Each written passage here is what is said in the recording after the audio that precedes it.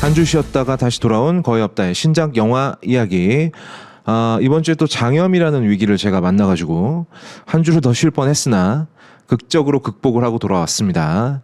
무슨 슬러시 제조하는 기계도 아니고 뭐 하루 종일 을 제조하던 신세에서 그래도 오늘은 조금 나아지고 있습니다. 오늘 이야기할 거 의외로 많으니까 바로 시작하도록 하겠습니다. 오늘의 영화는 바로 좀비딸입니다.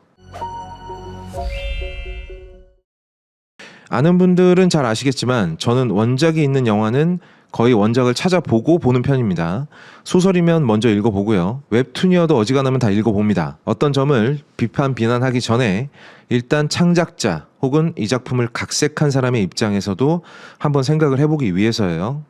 나래도 이 작품을 이렇게 각색했다면 이 부분은 어쩔 수 없는 부분이겠다 싶은 부분이 있기 때문에. 그런데 만약에 원작의 내용을 심하게 훼손했거나 아니면 원작의 메시지를 망쳐버렸다면 그 부분 또한 놓치지 않고 비난을 하기 위해서 원작을 꼭 찾아봅니다. 뭐 넷플릭스 광장이라든지 디즈니 플러스에 있는 파인 촌뜨기들 같은 경우에도 웹툰 읽느라고 쿠키랑 코인을 무지하게 썼어요. 다만 저번 주에 다뤘던 전지적 독자 시점은 도저히 엄두가 안 나서 원작을 읽어볼 생각은 못했습니다. 영화를 보고 나서 다시 한번 생각했어요. 원작 안 읽기 참 잘했다. 너무 다행이다 라는 생각을 했고요. 죄송하게 됐습니다. 뭐 전지적 작가 시점 제작자분도 제가 직접 만나고 했는데 어쨌든 이 작품 좀비딸도 원작이 있습니다. 이윤창 작가가 그린 좀비가 되어버린 나의 딸이라는 작품이 원작이고요. 웹툰은 한 90회차 정도 되는 것 같던데 역시 다 읽었습니다. 중반쯤 가서는 약간 이제 그만 읽어도 되지 않을까라는 생각이 조금 들기는 했는데 이건 제가 원작을 무시해서가 아니라 이 원작이 갖고 있는 굉장히 소품적인 요소가 있어요. 그러니까 큰 이야기에서 떨어져 나온 사이즈가 작은 이야기라는 점. 그러니까 이 부분에 대해서는 이제 서사상의 어떤 분석이 완벽하게 끝났기 때문에. 그리고 이 작품의 중심 양념이 무엇인가, 이제 흔히들 우리가 킥이라고 부르는 부분이 있잖아요. 이런 부분이 어떤 부분인가에 대해서 뭐 대충 알겠다 싶은 생각이 들어서 이제 그만 보고 이제 영화를 볼까라는 생각이 좀 들기는 했습니다만 그래도 끝까지 다 봤습니다. 원작의 이야기는 말했다시피 소품입니다. 우리가 흔히 피아노 소품집 하면은 피아노 독주에 어울리는 아주 간결하고 짧은 음악들을 모아놓은 연주곡 앨범을 말하죠. 마찬가지로 이 작품도 거대한 장르, 그러니까 좀비 아포칼립스 장르에서 떨어져 나온 하나의 소품입니다. 서브 장르라고 볼 수도 있겠고요. 근데 사실 좀비딸이라는 어떤 작품에 새로운 장르를 창조했다라는 것까지는 너무 거창한 것 같아요.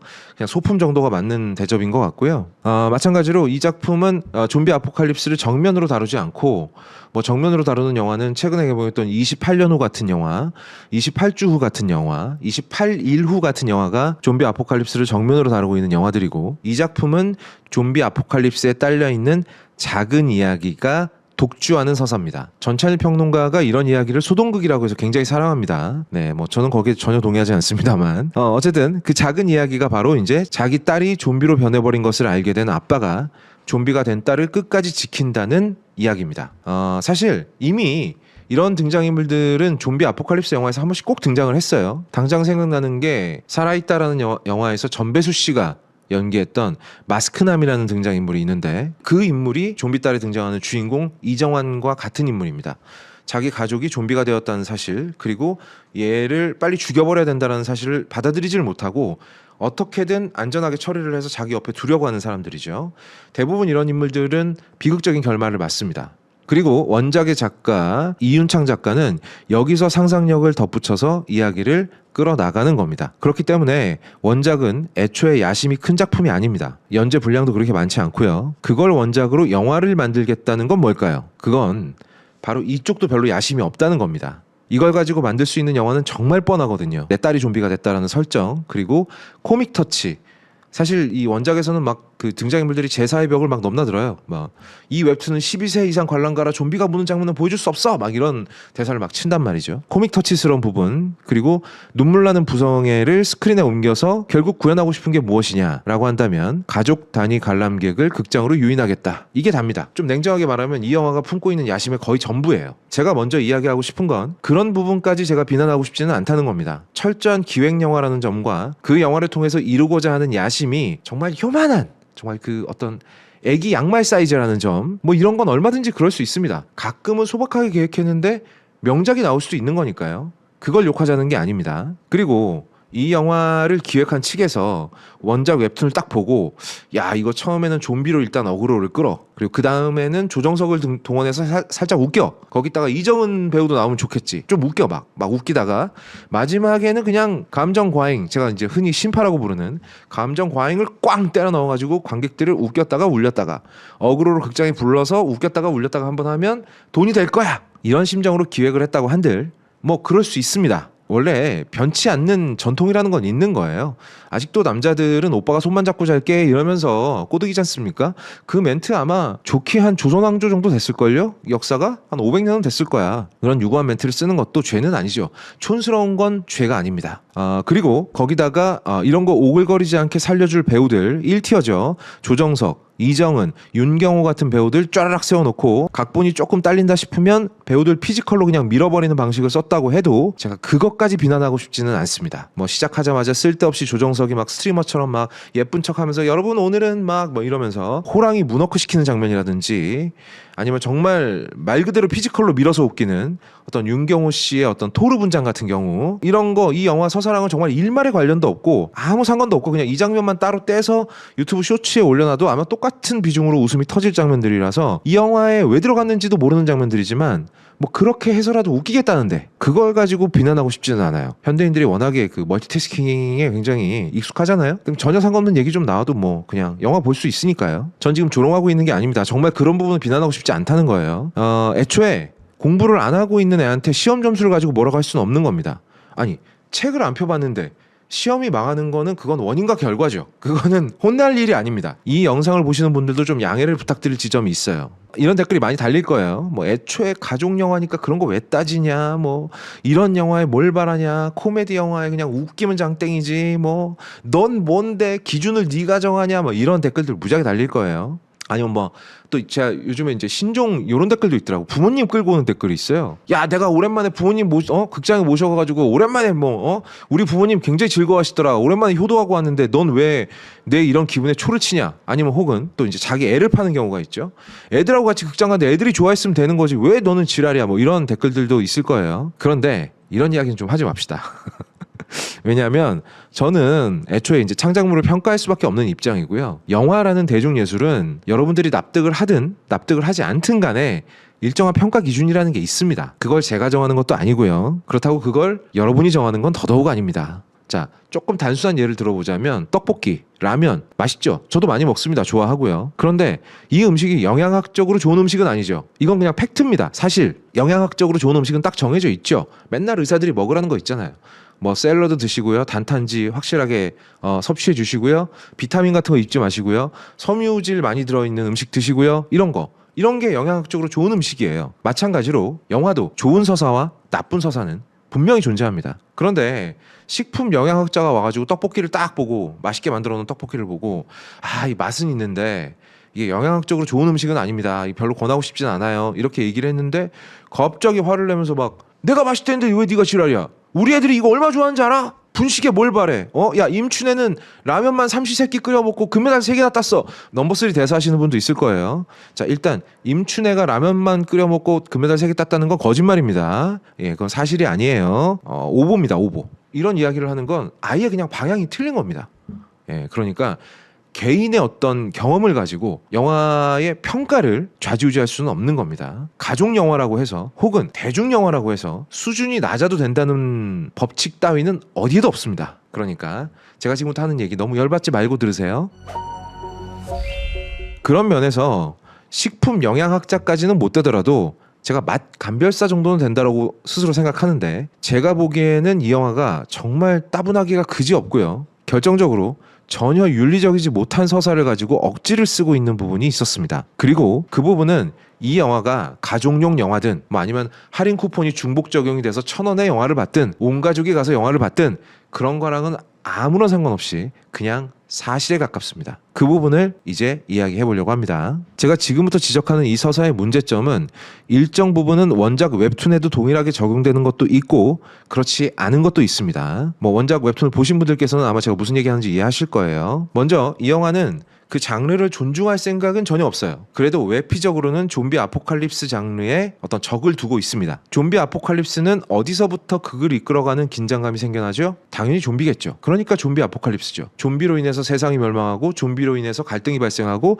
좀비 때문에 위협을 느끼고, 좀비 때문에 공포를 느끼고, 좀비가 원인이 돼서 극의 긴장감을 끌어가는 장르입니다. 그 결과로서 아포칼립스가 되는 거고요. 그 안에서 다른 서사가 물론 발생할 수도 있습니다. 영화 부산행처럼 그 좀비가 무서운 줄 알았는데 사람이 더 무섭네, 이런 서사를 끼워 넣을 수도 있죠. 하지만 그 바깥쪽에는 여전히 좀비라는 실체적인 위협이 존재해야 그 안의 서사도 설득력을 얻게 되는 겁니다. 그런데 이 영화의 이야기는 뭐죠?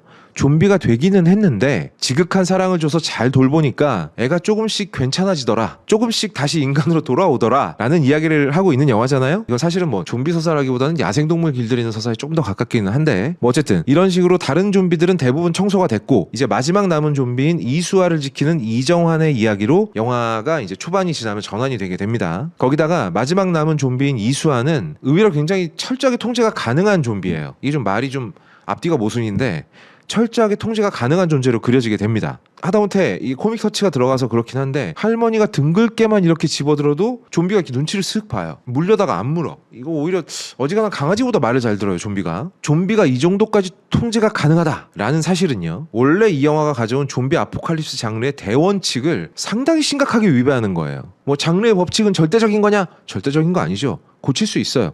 심지어 몇몇 부분은 무시해도 됩니다. 그러면 내가 장르를 가져와서 그 장르의 가장 중요한 법칙들 몇 개를 배신하려면 어떻게 해야 될까요? 제가 항상 얘기하지만 영화가 완벽하게 논리적일 필요는 없습니다. 우리는 논리학을 배우기 위해서 영화를 보는 게 아니에요.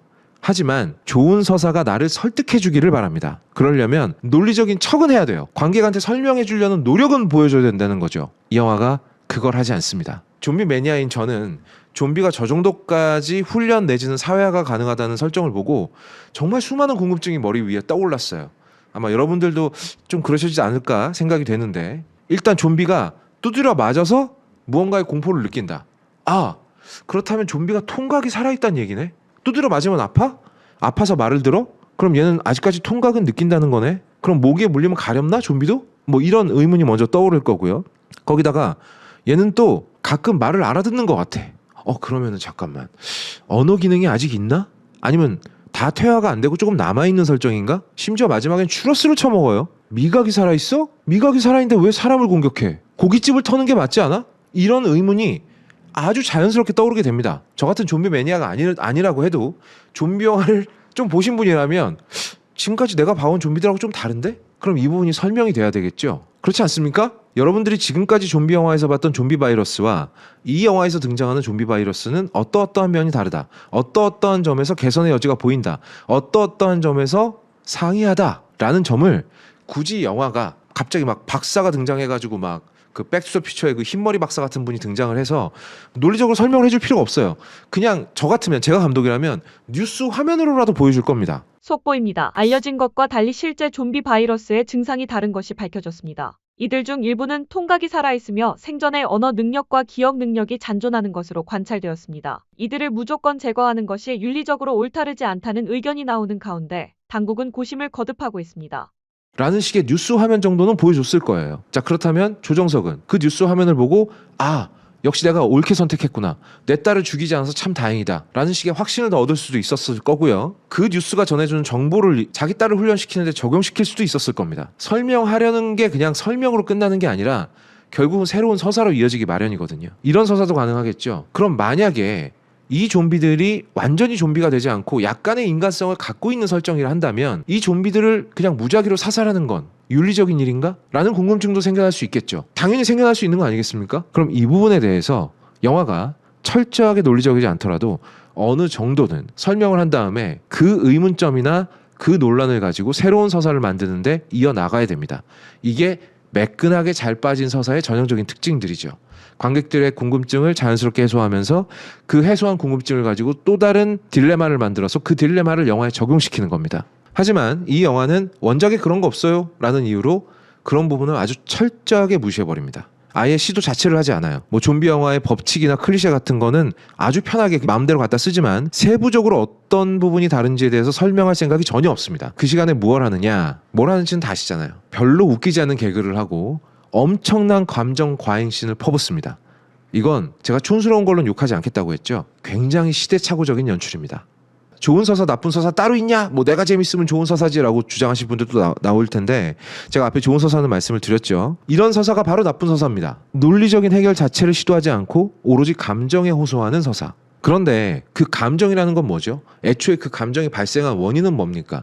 딸이 좀비가 되었다는 설정. 내가 세상에 하나밖에 없는 정말 아끼고 사랑하던 존재가 가장 위험한 존재가 되어버렸다는 그 아이러니에서 오는 거예요. 그런데 문제는 시간이 지날수록 이 아이러니가 줄어듭니다. 수아가 전혀 위험하지 않은 애가 되면서요. 그럼 어떡하죠? 이제 극적 긴장감을 뭘로 이끌까? 그래서 쓸데없이 등장하는 인물들이 있습니다. 조여정과 조한선이죠. 그러다 보니까 이 등장인물들, 그러니까 뭐 이 등장인물들의 앞뒤도 상당히 안 맞는데 조여정은 눈앞에 좀비가 보이면 일단 이성을 잃고 때려 죽이는 사람이거든요. 그런데 나중에는 자기가 그렇게 지공하던 좀비를 자기 제자들 사이에 앉혀놓는 짓을 저지릅니다. 그래요, 뭐 조여정이야 등장 시간도 많고 어떻게든 설득이 됐다라고 저는 전혀 인정할 수 없지만 설득됐다라고 넘어갈 수 있다 칩시다. 조한선은요. 조한선은 이게 진짜 아주 중대한 심대한 결점이 되는데 조한선이 아무리 쓰레기라고 해도 극 중에서 이 영화의 흐름에 따르면 극 중에서 조정석은요. 좀비로 변한 자기 딸을 되찾기 위해서 생사람을 죽인 꼴이 돼요. 위험하게 가버리는 겁니다. 이렇게 되면. 그러니까 영화가 어떻게 하죠? 그냥 얘기를 안 해버려요. 긴장감만 끌어다 쓰고 조한선은 어떻게 됐니? 라고 엄마가 물어보니까 조정석이 다시는 찾아오지 못할 거예요. 죽였다는 거예요? 뭐 어떻게 했다는 거예요? 말을 안 해요. 왜? 말을 할 수가 없는 겁니다. 자신이 없어요. 이 서사를 매끄럽게 처리할 자신이 없는 겁니다. 그러니까 그냥 말 안 하고 퉁치고 넘어가 버리는 거죠. 그래도 원작에서는 이 조한선 캐릭터가 굉장히 중요한 원인이 되거든요. 그런데 영화는 일단 가져오긴 했어요. 그런데 뒤에 이야기를 붙일 여유가 없으니까 아주 패기 있게 패기 처분해버리는 겁니다. 굉장히 무책임했어요. 나쁜 서사의 또 다른 특징입니다. 버린 이야기를 스스로 수습할 수 없다. 이게 무슨 대하드라마가 아니에요. 150회짜리 대하드라마가 아닙니다. 2시간짜리 영화예요. 2시간짜리 영화에서 자기가 꺼낸 이야기를 자기가 수습을 못하면 어쩌자는 겁니까? 이 영화는 그 시간에 뭐 한다? 네. 아까 제가 심파랑 개그 얘기했죠. 또 있습니다. 보아의 Still My Number One, 2NE1의 내가 제일 잘 나가를 불러 제끼면서 아무 생각하지 말고 그냥 놉시다 이러면서 관객들에게 강요를 하죠. 나쁜 서사입니다. 자, 마지막은 윤리적인 측면인데요. 영화 포스터 중에 그런 대사가 적혀 있는 게 있더라고요. 우리 딸은 안 물어요 라는 대사가 있더라고요. 사실 이건 원작에도 나오는데 원작에서는 다르게 쓰입니다. 우리 딸은 안 물어요는 사실 주인공의 착각이에요. 딸은 여전히 좀비고요. 여전히 뭡니다. 자, 여러분은 길에서 어떤 남자가 40kg 정도 나가는 핏불을 이렇게 목줄을 잡고 산책을 시키면서 우리 개는 안 물어요 라고 말하면 무슨 기분이 드세요? 물론 그 핏불에 개성이 있을 수 있습니다. 그 강아지가 워낙에 타고나길 순하게 타고났다거나 아니면 주인의 명령이 없으면 절대로 입을 열지 않는 그런 충성심이 굉장히 강한 강아지라거나 아니면은 뭐 치주 질환 때문에 이빨을 다 빼버렸다거나 이런 객체의 특징은 있을 수 있어요. 하지만 그 종의 특성은 아니죠. 핏불은요 40kg짜리 핏불이면 아마 저랑 싸우면 제가 고깃덩어리가 될 겁니다. 굉장히 위험한 강아지예요. 마찬가지로 주인공 이정환은 극 중에서 아주 명백하고 치명적인 잘못을 저질렀습니다. 좀비 바이러스가 창궐해서 도시가 쑥대밭이 되고 엄청난 사람들이 죽고 엄청난 피해가 벌어졌다는 사실을 뻔히 알고 있죠. 그러면서 어떤 행동을 했느냐? 좀비 바이러스가 퍼지지 않은 곳에 좀비 바이러스를 갖고 있는 자기 딸을, 심지어는 좀비로 변해버린 자기 딸을 데리고 갔습니다. 숨겼죠. 제가 만약에 극 중에 이정환이 이 딸과 함께 사람이 아무도 없는 무인도로 갔다 라고 한다면 윤리적으로 조금은 이해해 줄 수 있는 측면이 있을 거예요. 아무래도 자기 딸을 자기 손으로 죽일 수도 없고 그렇다고 남에게 넘겨서 남의 손에 죽는 꼴을 보고 싶지 않았을 테니까 딸과 함께 죽을 생각으로 딸을 데리고 무인도로 갔다. 그렇게 되면 어차피 얘가 물어서 좀비로 만들 사람도 나밖에 없으니까. 물론 이것도 위험합니다. 그 섬에 아무도 안 간다는 보장이 없으니까. 근데 그렇게 됐다면 그래도 윤리적으로 조금이라도 이해할 만한 측면이 있는데 이 조정석이 아이를 데리고 간 마을은 노인들이 많은 마을이긴 했지만 인구수도 꽤 되고 그리고 아직 좀비 바이러스가 침투를 안 해서 그런지 방역 체계가 잡혀있지 않아 보이는 마을이었어요. 근데 거기에 그냥 좀비 한 마리를 숨겨서 데려갔다. 만약에 이수아가 단 한 명이라도 물어서 좀비로 만들었다면 그 마을뿐만 아니라 아예 그 지역 자체가 초토화될 수 있는 굉장히 위험한 행동입니다. 자기 딸이라서 도저히 못 죽인 거 그거는 그 사람 사정이고요. 그렇다면 정말 백보양보해서 그 좀비가 정말 아무도 물 수 없게 철저하게 안전장비를 했느냐? 그렇지도 않죠. 우리 딸은 안 물어요. 이렇게 그냥 이러고 있다가 딴 데 보고 있다가 딸이 혼자 기어 나간다거나 이런 위기가 몇 번씩이나 있었습니다. 이것이 과연 용서받을 수 있는 행동인가? 저는 절대로 용서받을 수 없고 용서받아서 안 되는 행동이라고 생각합니다. 아무 일도 벌어지지 않았잖아 라는 말은 그냥 결과론적인 말일 뿐이고요. 아니 뭐 아무 사고도 안 일어나면 술 먹고 음주운전해도 됩니까? 안 되잖아요. 원작 작가는 말이죠. 제가 원작에 조금 더 칭찬을 더 하고 싶은 부분은 원작 작가는 이 부분을 정확하게 알고 있었어요. 극 중에서 마지막에 주인공이 직접 대가를 치르게 만듭니다. 주인공이 대가를 치르고 딸은 살리고 이런 식으로 그래도 최소한 그래 이 주인공이 많이 잘못하긴 했지만 어쨌든 대가를 치렀고 그 대가로 자기 딸은 살린 거야 라는 식으로 만화를 읽는 사람들이 심정적으로는 동의가 가능하게 만들어놨어요. 그런데 영화는 그걸 했느냐? 안 하죠. 그게 문제입니다. 영화 속의 주인공 조정석은요 죽을 뻔하기는 하지만 결과적으로는 아무런 대가를 치르지 않습니다. 물론 가슴팍에 기관소총탄을 맞았기 때문에 아마 수명에 조금 영향은 있을 거예요. 하지만 멀쩡하게 살아났죠. 주인공이 대가를 치르고 대신에 자기를 희생한다. 이런 식으로 관객에게 심리적으로 윤리적으로 어떤 단서를 주는 장면이 없다는 거죠. 그건 이 영화가 갖고 있는 원작 웹툰과는 다른 상당히 심각한 서사의 윤리적 문제입니다. 결과적으로 가족 단위 관람객이 굉장히 많다고 하는데 저는 이건 상당히 생각해 볼 문제라고 생각해요. 왜냐하면 이런 식으로 어떠한 통제에도 따르지 않은 주인공이 결국엔 어떠한 대가도 치르지 않고 해피엔딩을 맞이한다. 이게 과연 올바른 서사일까요? 코로나 때 한번 생각해 보시죠. 이제 코로나 좀 잡혔나? 이제 우리가 그동안 그렇게 노력해서 이제 좀 어떻게 전파를 좀 막았나 싶으면 어김없이 슈퍼 전파자가 한 명씩 등장을 했었습니다. 우리 그 사람한테 얼마나 욕을 했나요? 근데 정말 이 영화 주인공은 그것보다 100배는 더 위험한 짓을 했거든요. 그런데 아무런 대가를 치르지 않았어요. 전 이건 상당히 심각한 문제라고 생각합니다. 서사가 게으르고 촌스러운데 그것까진 용서하더라도 심각하게 윤리적이지 않아요. 제가 이 영화 마지막에 좀 심드렁하게 보다가 이 영화 마지막에 정말 쌉 정색을 했는데 그래도 감옥에라도 가야 되지 않아? 라는 생각이 들어서 그랬습니다. 자, 정리하겠습니다. 야심이 없으면 양심이라도 있어야 되는데 이 영화가 정말 좀 뭐랄까요? 좀 만드신 분한테 정말 죄송한 말씀입니다만 끔찍하게 게으릅니다. 특히 마지막 그 딸이 육아일기를 펼쳐보면서 혼자 눈물을 터뜨리는 장면은 와 정말 내가 어떻게 해서든 너를 한 번은 더 올리고 말겠다 라는 어떤 집념만 느껴졌을 뿐 어떤 좋은 서사를 만들겠다 혹은 윤리적인 서사를 만들겠다는 의지는 정말 놀라울 정도로 1도 느껴지지 않았어요. 거기다가 영화를 지배하는 이 촌스러움, 시대착오적 감성은 2000년대 만들어진 다른 어떤 영화를 대충 갖다 놔도 구분이 어려울 정도로 심각했습니다. 그래도 이 정도면 원작 팬들이 서운하지는 않았겠네 라는 정도가 제가 이 영화에 줄 수 있는 유일한 칭찬입니다. 그래서 이 영화의 등급은 못 봐주겠어요. 그만 좀 하세요, 아저씨. 왜 이렇게 질척거려, 이 씨. 저희 걸작서는 여러분들에게 추천과 구독을 강요하지 않습니다. Thing I don't know about, but I do. You're a fat fucking piece of shit. You know that, Ed? We do this shit for a living. Go on. 강요하지 않습니다. 구걸합니다. 제발 도와주세요. 제발 눌러주세요. 뭘? 이걸. 그리고 이걸. Jew dog.